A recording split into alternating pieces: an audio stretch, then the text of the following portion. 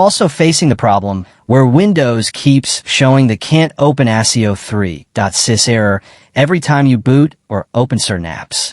I was also facing the same issue, and it was really annoying because it slows down the system and interrupts everything you try to do. This error usually happens when an audio driver is corrupted, removed, or replaced by another program.